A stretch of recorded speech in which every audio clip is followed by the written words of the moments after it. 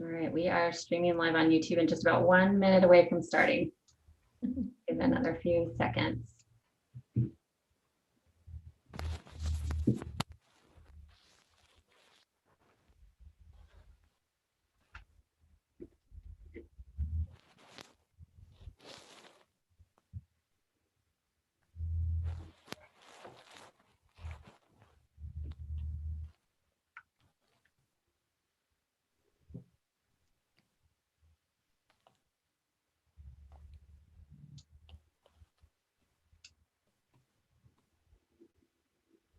All right, 2 o'clock. Let's get started. All right, hello, and welcome to the last panel of the very first Closet of the Future Summit, where we are talking about taking action, and specifically taking action to create a less wasteful and more sustainable future for fashion. I'm Erin Wallace, the VP of Integrated Marketing at thredUP, where we're on a mission to inspire a generation to think secondhand first, reduce fashion waste, and extend the life of every garment possible. I'm super excited to host this conversation with my brilliant panel of guests. So let's get started with a round of intros. Tell us what you do, how you came to be involved in sustainable fashion, and maybe just a quick update on how you're doing in this 4,000, 4 million, whatever it is, month of pandemic living. So my top right corner is Ishita. So should we just kick it off with you?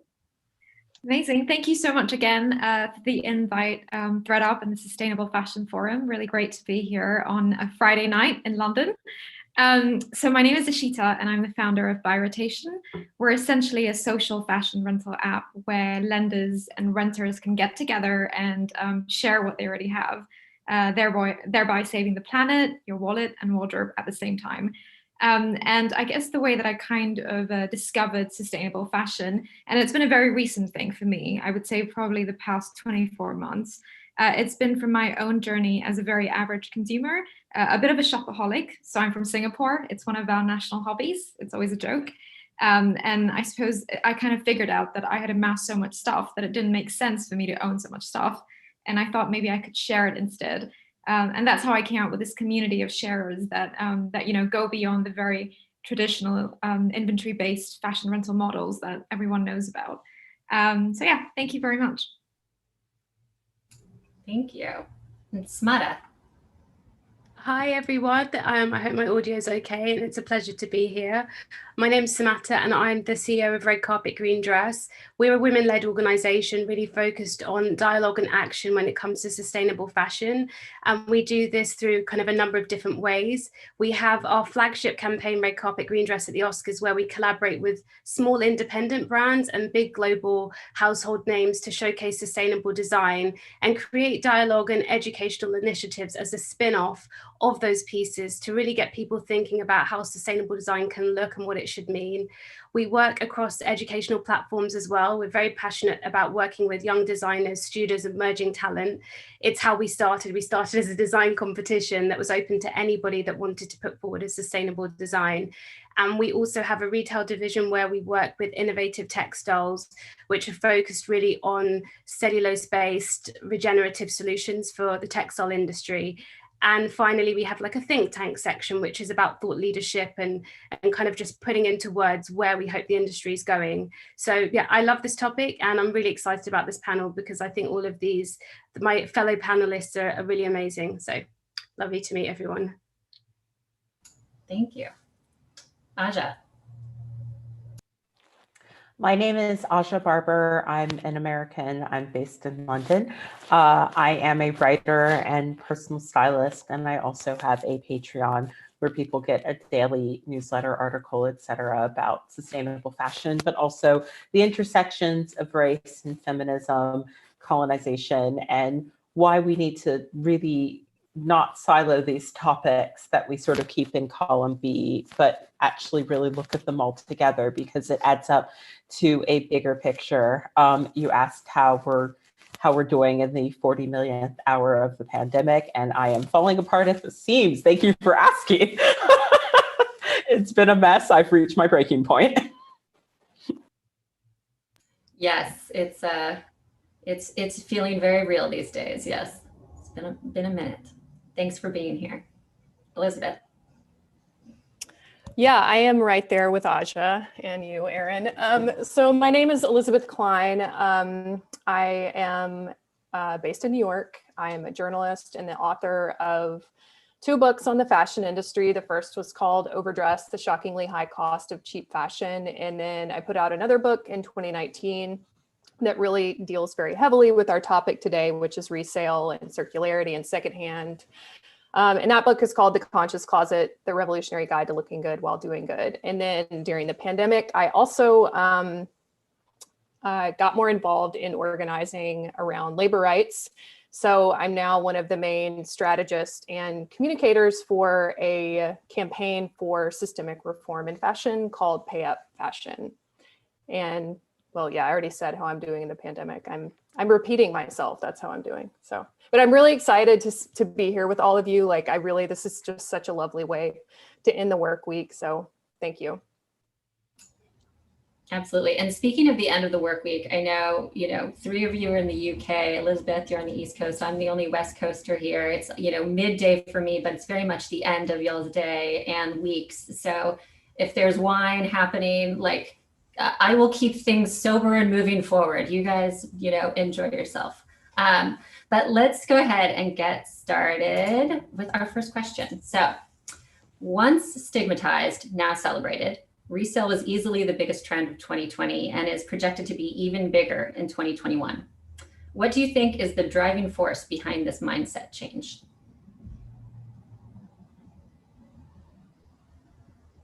So, go, Aja. Go. No, you first. Ishita and then Aja. Okay, cool. Yeah, I think one of the things that I've personally seen while being on lockdown is definitely finally coming to terms with the fact with how much stuff I've amassed over the years, and actually feeling pretty ashamed at how much of a consumerist I have become. And I think a lot of people have actually spent this time to do all that spring cleaning, as we call it. The pandemic did begin in spring, at least in the UK. And I really think that's how people have kind of realized that they don't need that much and they could actually just end up selling things to someone else. And equally, if they wanted to buy something new, they could actually look through these websites such as thredUP in the US and end up buying things secondhand. And I think it's really great to see that sort of Marie Kondoing sort of trend that was playing out, actually getting us all to be much more conscious, myself included. I think I totally agree with what Ishita just said. I also think that the average person is starting to really grapple with the fact that we are facing a climate emergency, and the fashion industry does wholeheartedly play its part in a portion of that. And I think that, we're all looking at things completely differently with a shift in politics. I mean, the last president did not believe in the climate emergency. And so now we have someone who actually does believe in the climate emergency and scientists and whatnot. So I think that there's going to be a shift in how information is disseminated. And I think that people are, not only in a pandemic and really thinking about what really matters most, but we're starting to really have some strong headway on shifting a narrative and having conversations that we definitely need to have. Yeah. And if I may just kind of add on, and I completely basically second and first and second, third what came before me. But I think when we talk about it as a kind of a trend, I think part of that to me is part of the issue, that we're seeing things that should be treated as constants as trends, and we're seeing things that should be treated as trends as constants. Like the whole idea of resale is, to me, what should be a constant. And actually the antithesis of it, or I should say one of its nemesis, is fast fashion should be the trend that went away. But I think the reason that there's been this kind of emerging focus on it is because, like I just said, global economies, there's a big conversation about decarbonisation, and we're we're able to now more succinctly link certain actions to being able to decarbonize our supply chain or reduce waste. And that's part of what resale is. It's reducing waste, it's increasing the average number and the average life cycle of a garment. It's doing all of these things that support what ultimately we want to be doing. And now we have the stats and figures to kind of back up that impact. We know that, oh, if we extend the wear, we have this impact on our carbon footprint. So these tangible links are part of what's driving, I think, this increased focus. But I think the other thing is also just the innovation in technology. Like what used to be a car boot sale, what used to be going to a thrift shop, is now some really incredible apps that do some pretty amazing things. You can kind of have a virtual wardrobe, you have communities, you have dialogue. And I think the kind of proliferation of this stuff is making the space just more engaging, and I think a space where more people want to be part of it. But the last thing I wanted to say is, and I hate to be cynical, but I think another reason for this increased focus is because of money. I mean, ultimately, for some people, the focus on resale is an opportunity to have another revenue stream for their business. And that isn't a bad thing. I think it's only a bad thing if it's an add-on and they're not looking at tackling other issues like overproduction. So depending on the angle you're looking at, there's a number of reasons why it could be like a focus and from the last year. I couldn't agree with you more. I want to tack on to your point. I felt like when I was the type of consumer that keeps the fast fashion train really going, I was spending a lot of money, but I wasn't actually quantifying it because the price tag in the store says, oh, this is really cheap. Okay, I'm saving money. But in actuality, you bought 3 things and you're doing that like once a week or every other week. So you're actually spending a ton of money. And now I do find that as I have moved more into a more thoughtful place, I don't spend as much money on my clothing. And part of the reason why I initially moved away from fast fashion was because I thought it was a waste of my money. I found a lot of it to be lacking in value at the end of its life cycle. And that's a big part of the problem. Yeah, I was just going to add, I think it's interesting that as you were saying, Samara, that people are, earning money, need money, have kind of a side hustle, reselling their clothes. One of the things that they're finding out is that in order to be successful as a reseller, to your point, Aja, if all you have is fast fashion, it doesn't have as much of a resale value because it doesn't last as long. So it's in a way, even if your initial motivation to the space is to make additional money, you're learning about sustainability and longevity of clothing as a byproduct of the desire to make money. So I think there's a lot of compounding factors that are adding to the growth of the space that are really interesting.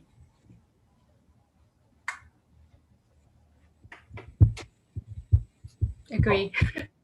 Well, let's move on. Okay. There's a cute dog in the background. What's that? There's a cute precious pup. Yes. Yes, she's hiding back there. Our guest, that's our surprise guest for later. We hope not. Okay. How will the pandemic and the economic woes that come along with it affect sustainability? Will it strengthen consumers' reliance on fast fashion because of price point and accessibility?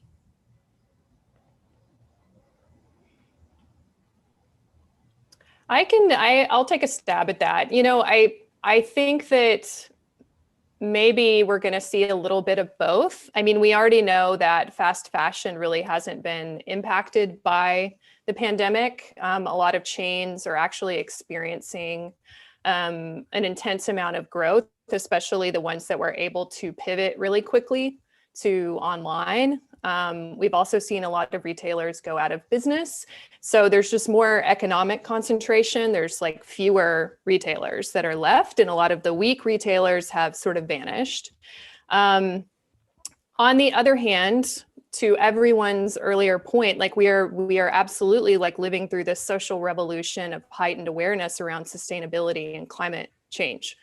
That is real. And I mean, we all see brands grappling with how to be sustainable. I think for me, the big question is, now that we're kind of left with this paradigm of huge companies, what does it mean that we are asking those companies who kind of have overproduction built into their business model to be sustainable? We're kind of entering into this very paradoxical moment, I think. Yeah. I agree with that. And actually, my thought on that question is like, it really does depend on the lens and the perspective of kind of where you're looking from. Because if you're looking at it from a big business brand perspective, I think it's either pushed in two directions, quite frankly. I think people have either become big brands and kind of have either become really callous, if I'm being honest. And I think that's reflected even with the work that's being done with PayUp. They've just literally abandoned factories, people, livelihoods, and that kind of callousness has really come to the forefront. And when you're talking about sustainability, we all know it's not just product, it's people too. So that, to me, there's a side of it that's been extremely dark, but there's also been a side of it that's been very vulnerable, humbling, and collaborative. And I've seen lots of heroes emerge, which I found very, very inspiring. I've seen companies that there's a brilliant guy who set up a company called Cali, and basically he's retrieving or purchasing kind of stock that was, left and abandoned by these big global brands. And he's basically selling it, yes, at a discounted price, and he's redirecting those funds towards the garment workers who are very badly in need of that money. So I think this has given us an opportunity to really see what values are, not just kind of what the commercial or financial incentives for companies are, but also to see what people's values are and where they place importance. And when it comes to sustainability, that's important. I think we have to understand values and where people are coming from. Another thing I've seen kind of happen, which I'm hopeful about, is this look at kind of more local manufacturing. And we're seeing that with the Made in Britain movement. And we're looking just at other spaces to engage when it comes to production. And as long as we're careful, because I think if you look at what's happening with Ethiopia, it can go one of two ways. It could become the next fast fashion capital for manufacturing, or it might not. But there has to be some sort of measured interjection there to make sure that we're not replicating broken systems. So I feel like it's almost too early to say, but there are lots of different lenses we should be looking at this through. And for me, business lens is important, but also people. The last thing I wanted to say is that what I have noticed is kind of the rise of the prosumer, the consumer that's producing what they're consuming, because during last year and this year, I've never had so many friends talking about things like DIY, learning certain skills themselves out of A, necessity, because they're like, I need to be able to do these things, and B, just because it was a way to spend time. So there have been some kind of positive things emerging as well. So I'm kind of I feel like it's early for me to call personally. There's kind of a related question that came in through chat, which is, a little bit to your point, Samata, around, what you're seeing in terms of local production, made in Britain, et cetera, and wondering if anyone has feedback on this, around what regulations in the fashion industry we'd like to see, we hope to see maybe even in the next 5 to 10 years around fashion waste, whether it's on a municipal, state, province level. And should there be regulations, I suppose? Certainly. I don't know if anyone else wants to take that, but certainly one of my biggest peeves about our industry is I feel like we're marking our own homework most of the time. And there's a big role. People always say, well, who's responsible for sustainability? And they normally name one or two groups. They'll say brands and retailers, and they'll say consumers and citizens, but investors and legislators have a huge role to play in this conversation. And what do you do to a brand that just literally does not care? The fact, that they're producing more waste, they're producing and wasting more than they're actually selling. You have to get some legislation involved here. You have to have either penalties or incentives for reducing production, and the things that I know most of my panelists care highly about, because I don't know if there's enough to push those people who aren't motivated by just being good brands into doing the right thing. Yeah, I agree, Samata. There's an uneven playing field that, regulation needs to play a role in evening out. And I was actually on a panel, I think it was earlier this week, with US PIRG, and they've launched a petition because, as you all know, like, the US is just so behind. It's not a regulatory space. So, but the conversation here is just about beginning with a ban on destruction of overstock and unsold products. And I think that that's just an absolute necessity. The fact that it doesn't exist already is kind of wild to me. So in the US, I think that that's something that we could pretty easily work on this year. One of the things that I find interesting is, so I used to work in finance, which is completely different to fashion and fashion tech. And I think obviously finance has its own set of problems, the industry, greed, all of that, global financial crises. But they have regulatory bodies, a lot of them, and a lot of rules as well. And I think it's interesting when I joined the industry, the fashion tech industry, that I've noticed there's no actual regulatory body. There's just a lot of like lobbying, bodies and organizations, but there's no rules. People are doing whatever they want. I think that's a bit surprising. I do know that there was a list of addendums put forward towards like Parliament by different fashion advocacy groups in the UK in 2018, and all of them were soundly rejected. But I think there were some really great suggestions on that list, and I want to see us pick up more momentum with pushing harder for it. I think, maybe at the time the conversation just didn't feel as pressing as it does now. But, there were simple things like a penny tax added to each garment, which would go to helping to properly dispose of garments, because that's another issue that we have. We don't have the recycling systems that we need for garments, which is why so many things actually do end up in landfill. And so there was a list of like 12 things that were pretty much, is it 12? I might be getting it wrong. Anyways, a lot of the suggestions were, I think, things that would take some money to implement, but need to be implemented.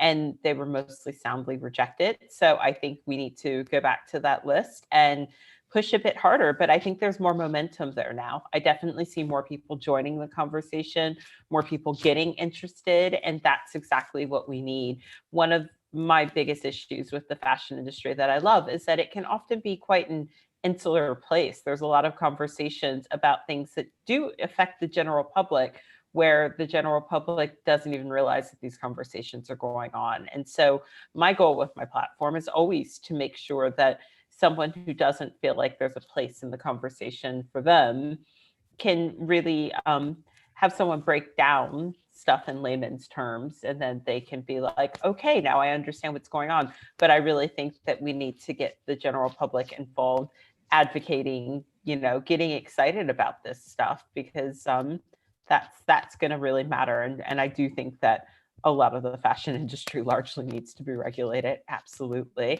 And the US, where, I'm from, and Elizabeth is, and you all are.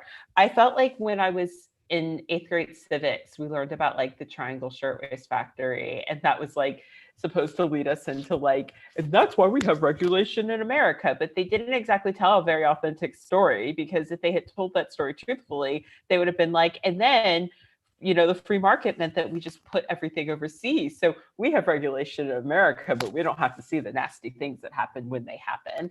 And so getting the general public interested in the conversation, I think, is so key to how we really move the dial on a lot of this.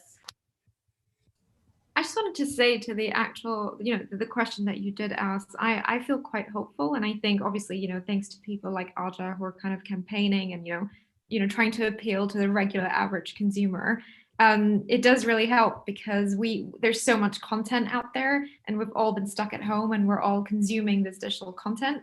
So I think I definitely know much more than I did a year ago, thanks or no thanks to the pandemic. But there's a lot of information out there. There's a lot of information now out there for everyone to get much more informed. I agree. It seems like the needle has begun to move on kind of large scale awareness of the scale of the problem, and then fashion's role with it. And I think, that kind of widespread consumer awareness is absolutely like a direct result of, Aja platforms like yours and many others who really have like made that information, disseminated it, and spread it. So I think it's exciting to finally see a little momentum in that direction. But I think this next question actually is a good follow-up, which is, how should customers approach circular collections and sustainability initiatives from fast fashion brands? Which they look for to know if the efforts are legitimate or greenwashing. I talk about this a lot on my platform, and I say take it with a grain of salt. The truth is, I think that there has to be really honest conversation about scale, because the average citizen does not realize how much brands are producing. And a lot of brands are very secretive about that as well. And so the average consumer will look at a brand that has, maybe like 100 styles of clothing, and they will skewer them with the same questions that they should really send towards the mega big brands. I mean, there was a video of a brand I won't name, and they were basically bragging about their warehouse. They had the music and the guys spinning around. This warehouse is massive. And when I thought about the brands that I do know off the top of my head, if I thought about every small indie brand, they could not fit all of the clothing that, if I took 100 indie brands, they couldn't fit their entire sales of last year into that one brand's warehouse. They couldn't. And so I think the education has to be there for people to realize who the biggest culprits are and where the most responsibility lies. But I tell people, if you're really curious, don't look at piecemeal actions from brands. It actually has to be a real holistic thing. You have to sort of have sustainability into every part of your business. It can't be something that you sprinkle on the top of a recipe because you left it out. And so if a brand offers you a sustainable line with 20 sustainable garments, but then they have 4,000 garments on their website where they don't qualify as sustainable, it's probably not a sustainable brand, So a lot of it is just sort of looking at the numbers, because the scale is a problem. And a lot of fashion brands kind of want to have a conversation about sustainability while getting around that big pink elephant in the room, and it just does not cut the mustard. Yeah. Can I just add, and it's almost linking from what someone had said earlier to this point around education. I honestly feel that one of our big barriers is lots of people don't know how clothes are made and what it takes to make an item. And it's weird because people keep saying well, why can't the fashion industry do what the food industry did, et cetera, but the disconnect there is most of us have interacted with food we've cooked it. We know when we go to the grocery store and we want to pick a piece of fruit, we know how to inspect it and we know how to see whether it's good or bad, or if it's bruised or not. And unfortunately, because we don't have enough tangible interactions with clothing, there's a big lack of information about what it takes to make a garment. And I'm kind of a former self-taught designer who works in the business realm and space, and so I know what kind of cutting a garment is, sourcing material, dyeing, et cetera. And the reason I think this is important is because once you know how many steps go into making just a garment, if you understand those different processes, you would be able to easily rectify that there is no way that this item can cost this and be made sustainably, because it isn't even though we say the term fast fashion, creating garments is not a kind of a speedy, skillless task. And so I think that that's where education can play a role, because once you know what it takes to do something, you can connect the dots between there's no way that this could be sustainable if this is what this is this is what we're being charged for it.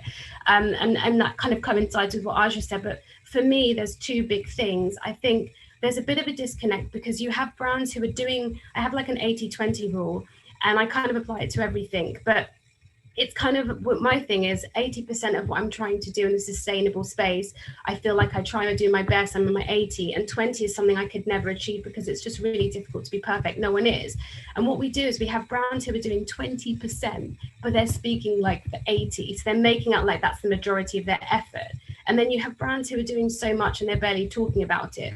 So I think there is a level of probing and conversation that needs to happen, because I know lots of great brands who aren't talking about the sustainable initiatives because they're concerned that there are all these other things they're not doing. And I say, as long as you communicate honestly and vulnerably and transparently about where your shortcomings are, then it's a journey to being better. So I just wanted to tack that stuff on, because education is big, but lots of people don't know how garments are made. So how can they understand what the shortcomings are if they don't have that knowledge? I absolutely agree. And I have a niece who is 9 years old, and I have made some sweaters with the designer that I really like. And my sister ordered one, which was really nice. And my niece saw the price tag of it and she went, "Oh my goodness, Aji, how could this?" I can't believe, so you're going to get all that money? And I said, no, I'm not actually going to get all that money. I said, the garment worker is going to make this amount of money. The fabrics are top quality and they're really good fabrics. And so they cost this amount of money. So by the time we're done paying everything, Aji makes a small amount of money. And she was mesmerized by it. But this is why we have to teach kids this in school. Like, we have to get the education into the school program, because it wasn't hard for her to understand. And then her next question was, so why is everything so cheap at the mall? And I was like, well, here's where I tell you the bad stuff, you know, but she made that connection herself. I didn't go, oh, well, you know, that store that you really like, chances are somebody probably didn't get paid very well there. And so I think that getting these conversations into schools is actually really important, because I think once kids have a few tools, they can really sort of run with it and make those decisions for themselves, and then be more informed citizens and consumers. Absolutely. And can I give one little tip? Is in the UK, we used to have a space called the Florentina Clothing Village. And it was where, when I used to design, I would go and get my pieces made. But what was beautiful was that it was open to the public. So you could actually go there on a Saturday and walk past and see people sewing, cutting and making items. And I wonder if that would just be such a lovely thing to introduce into a shopping center, into a mall, where people can walk through and see the process themselves, because it's a really interactive way to learn. So it's for all ages. So yeah, the Florentina Clothing Village was kind of one of my first examples of how you can make sustainability in garment production something that's visceral and tangible for people. Rayborn was doing that for a while with their studio in East London, where they were inviting the general public to come in on open days and learn a little bit about the business. And exactly, it was I would love amazing to see more fashion brands take that on, because I think clothing education is going to make a citizen who doesn't struggle with these decisions about whether or not someone is doing the right thing. Those are such great points. This is slightly related. It's almost on the other side, is really wondering if you guys have any favorite hacks to share for actually maintaining the longevity, the life of your clothing, which, as we know, extending the life of garments is a huge, should be a huge priority. I was going to say, I just wash my clothes much less than I guess I used to when I was younger. And also a lot of my delicate stuff is all hand washed. I'm not really into dry cleaners. It's not really a concept I grew up with.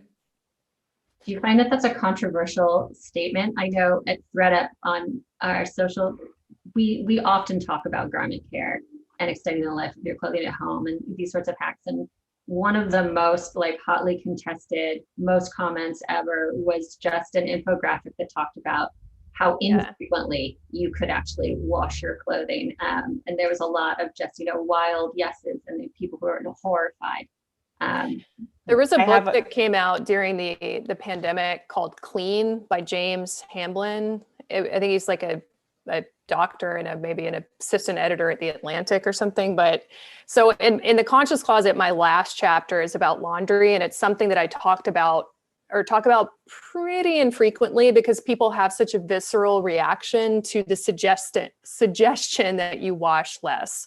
Hygiene and the idea that you are somehow germy and dirty is very ingrained in us through marketing, especially in the US. I don't know if it's a little bit different in the UK, but yes, in the US, the expectation is that you wash your clothes after every wear. And that if you don't, it's disgusting somehow. So one thing that I actually thought was interesting about the book Clean is that it talks about the importance of microbe communities on our skin and what we're doing by overwashing, and we're actually in some ways compromising our health. But they say hair as well. They say you shouldn't wash your hair too much. Yes. But I mean, the reaction to his book, I don't think he cared, but yeah, people were like, oh, okay, so do you smell? That was one of the main things that people said. So it's this conversation brings up a lot of feelings for people. I have a confession. This sweater I'm wearing, I've never washed it. With most of my knitwear, if it is cotton, I will wash it.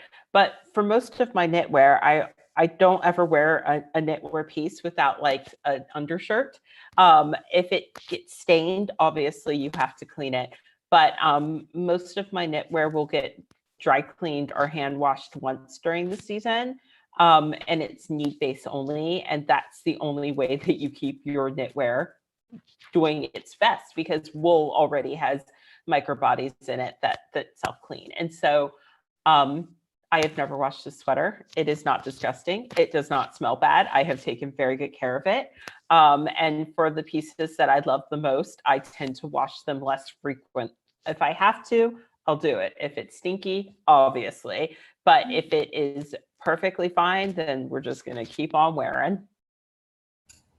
This question just came in, just related. How much responsibility do you believe should be placed on celebrities, public figures, and influencers to promote rewearing and sustainable fashion? Aja, you just gave your testimonial. We're all coming out as major rewearers, non-washers, but does anybody want to field that one? It's interesting. Yeah. It is a me question, because we do work with talent. Can I just add my hack? My hack is basically, I basically rewear things in lots of different ways. I'm like transformational to the end, customized to the end. And then when I'm like absolutely done with it, it's either like a textile recycling place or actually animal shelters. A friend told me about this, and they use a lot of old clothes for like insulation for the animals, for their blankets and all these kind of things. So I will use it. Like, this is actually a skirt, if we're being transparent. This is a skirt I'm wearing, and I've like pulled it up because I like the pleats. This is me all over. So that's my hack, by the way. But to the celebrity point or the talent point, I don't know if the word responsibility is the word I would use, but I think that they have an opportunity to reach people with a message. And so with Red Carpet Green Dress at the Oscars, it's really important to us to use and interact with talent, because we recognize that they reach audiences and they have communities that look up to them and admire them for the work that they do, who look at what they're wearing, look at them as tastemakers, etc., etc., etc. And so we try and be really strategic. So what I would say is, I wouldn't say it's a responsibility, because I guess it's everyone's responsibility, but I would say that high profile visible people have an opportunity to use their platform, to use their voice, to share, like to shape the direction of where we could be going. And if you have someone walking the red carpet at the Oscars talking about rewearing clothing and reducing your carbon imprint and talking about natural dyes and textile pollution and how that's all connected, or talking about recycling and repurposing, but giving examples of how they do it in their personal life, I think it's humanizing, for one, because I'm not one of those people who actually kind of worship celebrities. I recognize that someone might be well known because they are good at what they do. Maybe they're an actor, etc. But I still see them as human. So I think it's an opportunity to humanize and share how they do sustainability in their different lives. And because with Red Carpet Green Dress, we choose talent from different communities. If you have Lakeith Stanfield talking about what sustainability means to him, he's speaking to my community, quite frankly. I can't tell you how many Black designers or members of the Black community reached out to me after Lakeith walked the carpet and was talking about sustainability, because he said, look, my community have been doing this for a minute, you know, so it was very refreshing. If you have Emma Roberts talking about vintage, that's really inspiring to people, because to many she's like a style icon. So then they start seeing it differently. So I wouldn't say it's a responsibility, but I would say it's a huge opportunity. And if you can kind of align with the right person, and when I say that, I mean where the message makes sense, I think it can be really impactful. But I wouldn't rely on it. That's kind of my little caveat. You know, they're just people.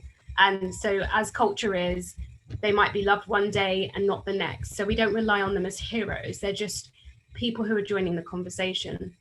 I think that to tag on to that, I do think, though, that social media has totally played a part in amping up the fast fashion problem. Like, if you look at the rise of social media and you look at how we've started making more clothing in the last 20 years, I think the linear paths are actually pretty similar, basically. So I think, yes, responsibility is a tough word for that, because, like, you know, I don't think that it is on all of us, but I do think that influencer culture for sure has played a part in this notion that you can't wear the same outfit twice. And I think that it's time for people to talk honestly about that, because that really sort of fuels a lot of insecurities. And I think so much of the consuming that I know personally I was doing was totally fueled by insecurity. And then you sort of like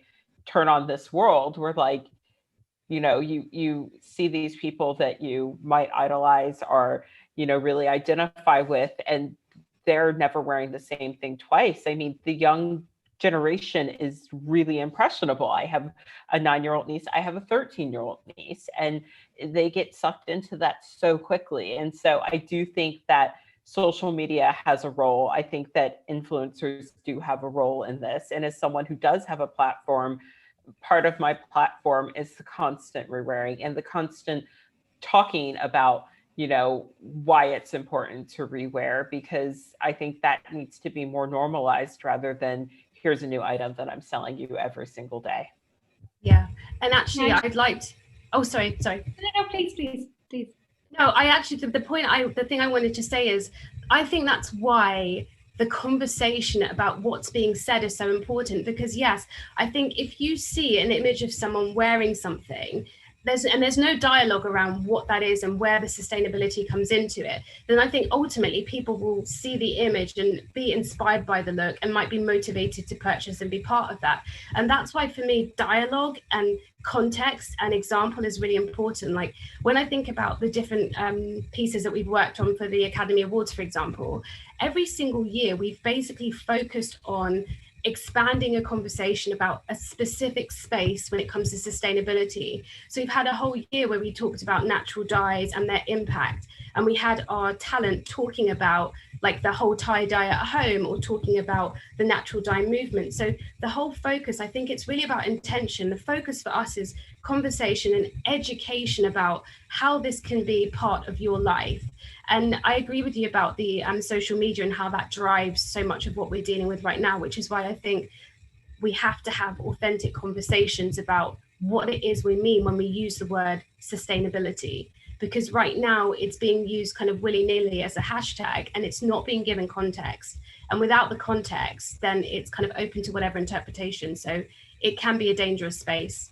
My big pet peeve are people that jump on board when it's like the right time, but then just go back to like selling people stuff constantly. That really gets on my nerves with social media. Like if you're going to join the conversation, join it in an honest way, you know? And then, yeah, that's the problem with social media though, is that when words like sustainability do become a commodity, it ends up very quickly turning into like a marketing thing or something that people like hashtag to like drive their own algorithm and to drive traffic to their page. So yeah, it's a bit of it's a tough one. I was just going to add. Go ahead, Ashita.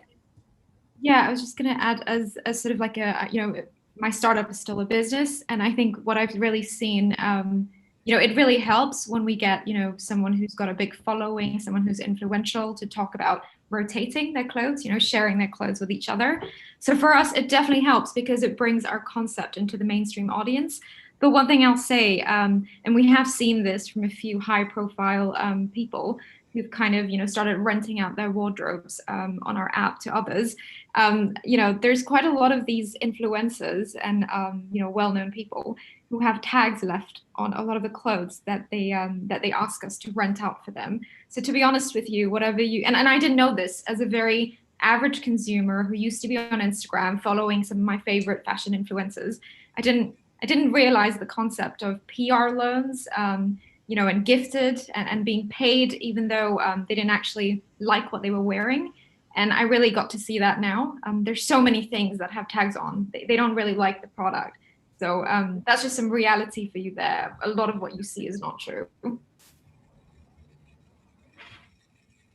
Just following on that, around the topic of consumerism really is just talking about additional thoughts about conscious consumerism and how customers or people really can take action beyond simply what they buy. So are there other ways for them to get involved? Elizabeth, did you want to kick us off on that one? Yeah.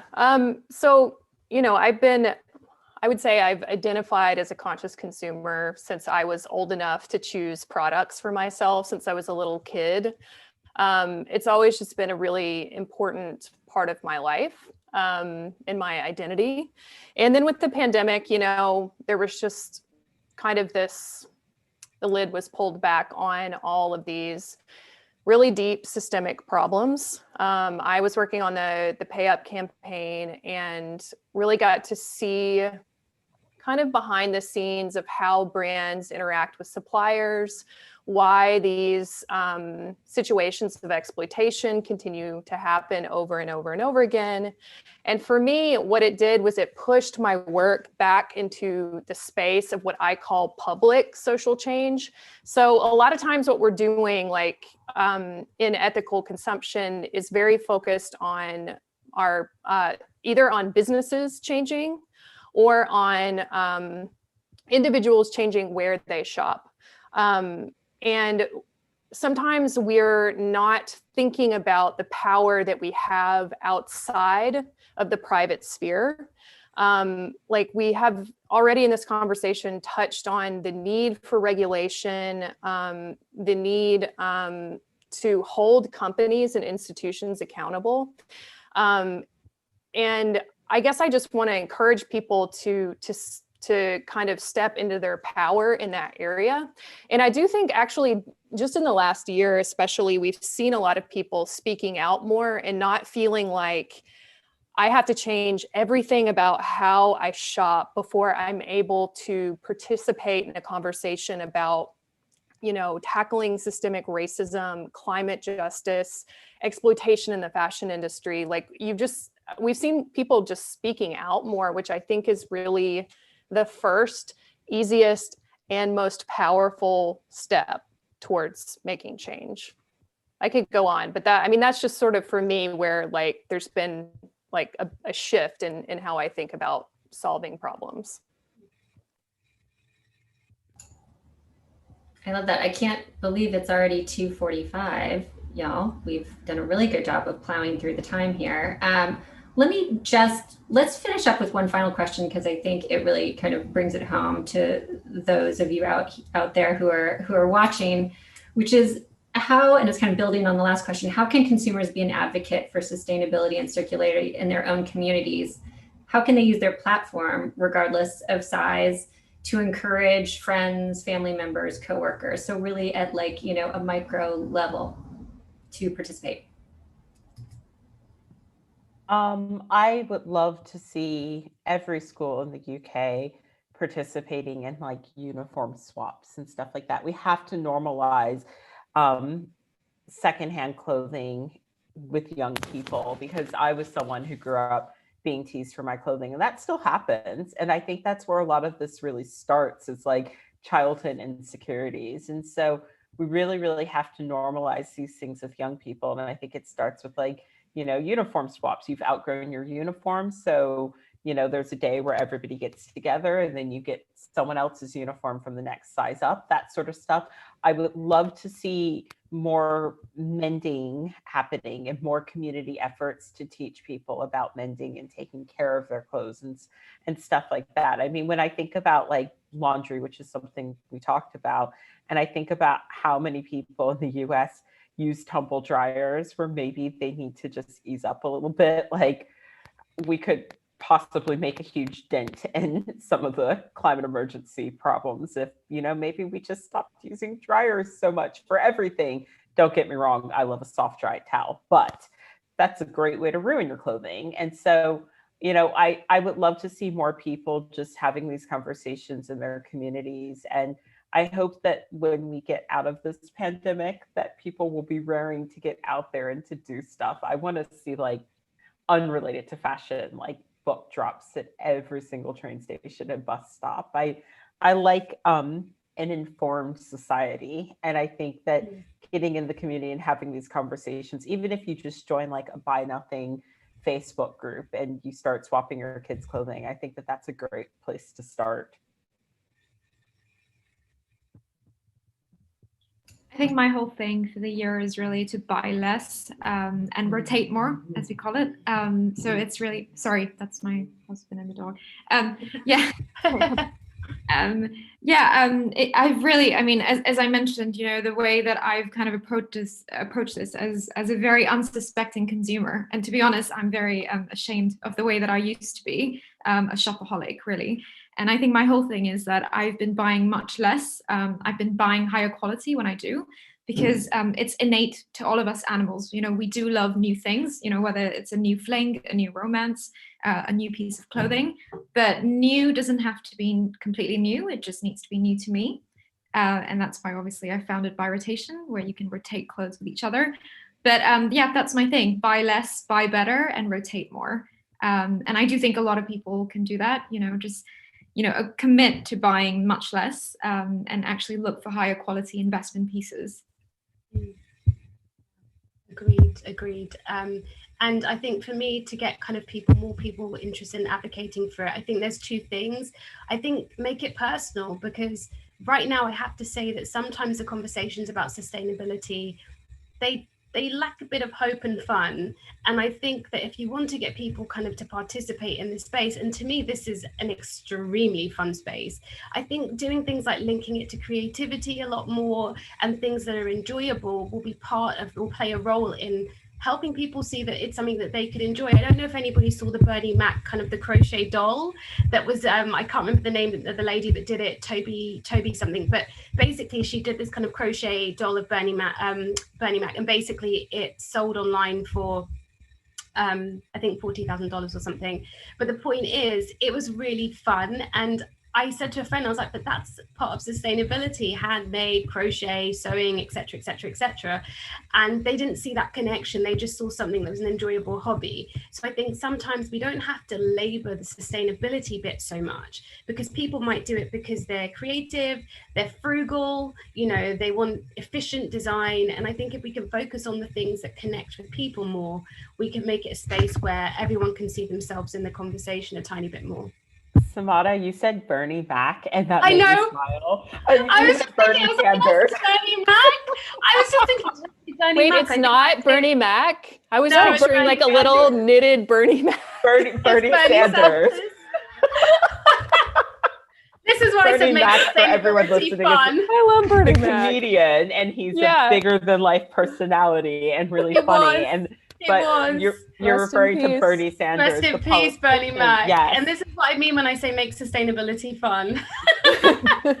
Bernie You're Sanders, welcome. though, had a moment with sustainability recently. I mean, everybody was Yep. talking about those mittens, and that was quite, you know, Exactly. by the time we were done with the Bernie memes, I was a bit like, okay, internet, you've really done it. But like, it was good to see people talking about a sustainable garment. Can you imagine that if that was the way we talked about sustainability a bit more, that we had like the memes? And that's why I have to say I love the Sustainable Fashion Forum, because when it comes to a feed, it's sometimes it's so tongue-in-cheek, it's so funny, it's so witty, and like these are parts of the things we need in this conversation too, to keep the hope and the energy going.